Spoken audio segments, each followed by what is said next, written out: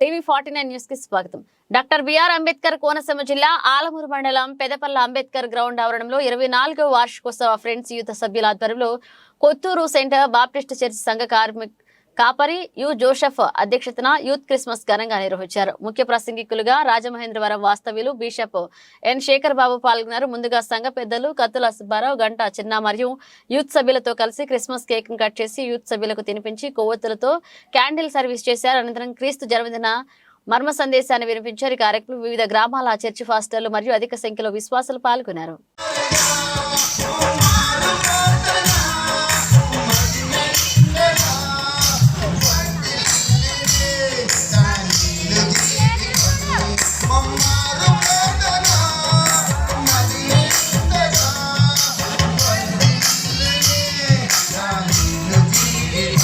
మొదటి వచనం నుంచి 6వ వచనం వరకు.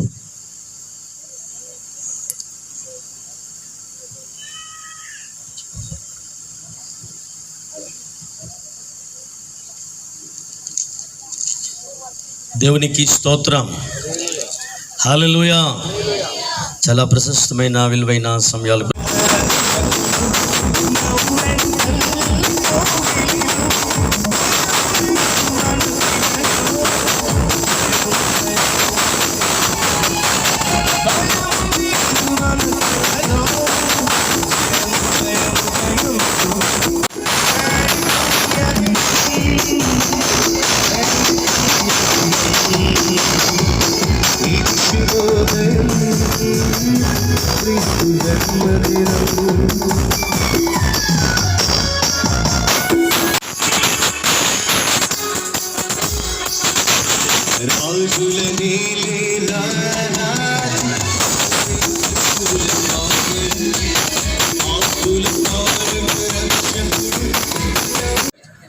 చిన్న చిన్న కార్యక్రమాలు ఉన్నాయి,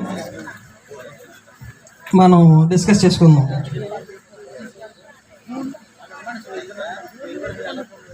కిరణ్,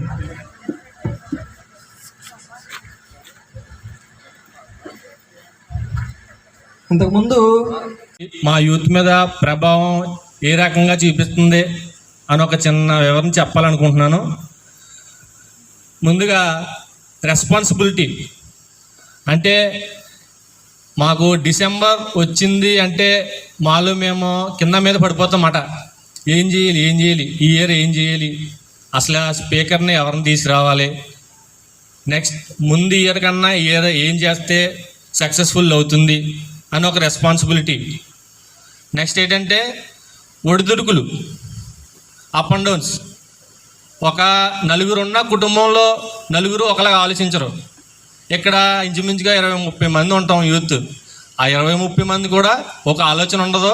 కాకపోతే అందరి ఆలోచనలో తీసుకుని అసలు ఏం చేస్తే ఒక లైన్ పెట్టుకుని ఈ క్రిస్మస్ని ఎంత గ్రాండ్గా చేస్తాం, ఆ ఒడుకుదుడుకులు కూడా అధిగమించడానికి ఇది ఒక ప్లాట్ఫామ్. ఇంకేంటంటే మనకి రెస్పాన్సిబిలిటీ, ఒడిదుడుకులు,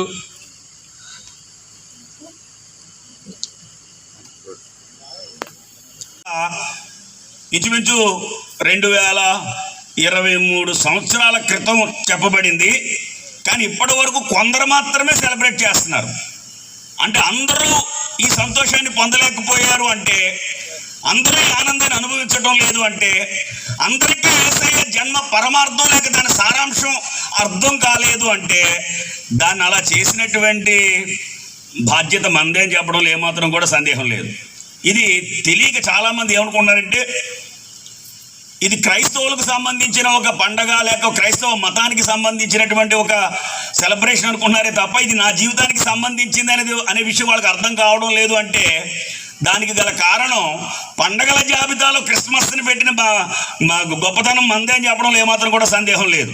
గమనించవలసిన విషయాన్ని మీ ముందుకు తీసుకొస్తున్నాను. నేను యేసయ్య పుట్టినప్పుడు జరిగిన విషయాలు మీరు ఆలోచించి చూస్తే చాలా సాదాసీదాగా సామాన్యంగా జరిగినాయి. ఓ పశువుల పాకలో, ఓ పశువుల తొట్టెలో కొంతమంది గొర్రెల కాపర్లతో, మరియా యోసేపులతో, జ్ఞానులు అప్పుడు లేరులేండి, జ్ఞానులు రావడానికి ఇంచుమించు 2 సంవత్సరాల టైం పట్టింది.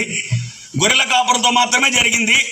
చాలా దయనీయంగా జరిగింది, సామాన్యంగా జరిగింది, సౌండ్ సిస్టమ్ లేదు, ఆర్కెస్ట్రా లేదు, సింగర్స్ లేరు, స్పీకర్స్ లేరు, ఎలాంటి అక్కడ విలువలు లేవు. కానీ అది ప్రపంచానికి యేసు ప్రభుని అందించింది. ఒక్కసారే జరిగింది, మళ్ళా జరగలేదు, చాలా సాదాసీదాగా జరిగింది, ప్రపంచానికి యేసు ప్రభుని అందించింది.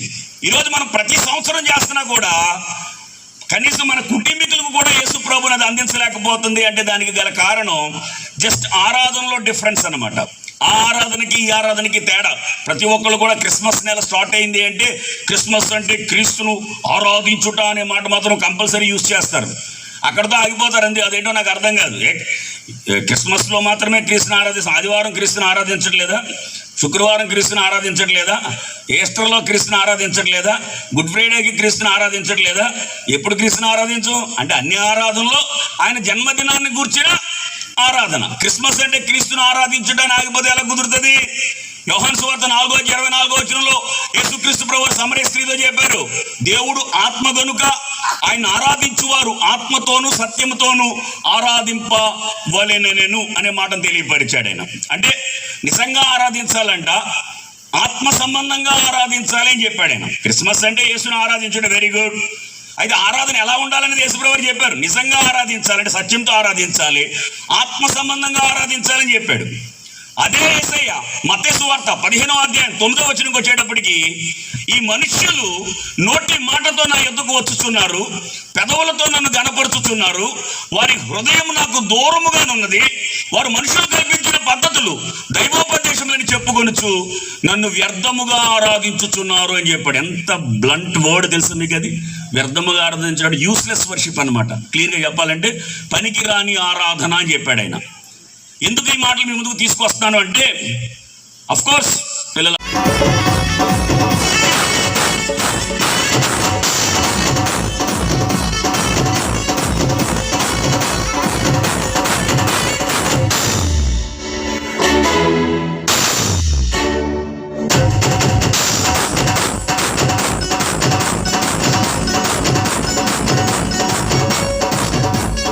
సరిగ్గా చప్పలు కొడదామా? Everyone can చప్పలు కొడదాం. తార వెలసింది అణంగిలు ధరణి మురసింది, దూత వచ్చింది సువార్తను మాకు తెలిపింది. తార వెలసింది అణంగిలు ధరణి మురసింది, దూత వచ్చింది సువార్తను మాకు తెలిపింది. రాజులకు రాజు పుట్టాడని యూదుల రాజు ఉదయించాడని, రాజులకు రాజు పుట్టాడని యూదుల రాజు ఉదయించాడు.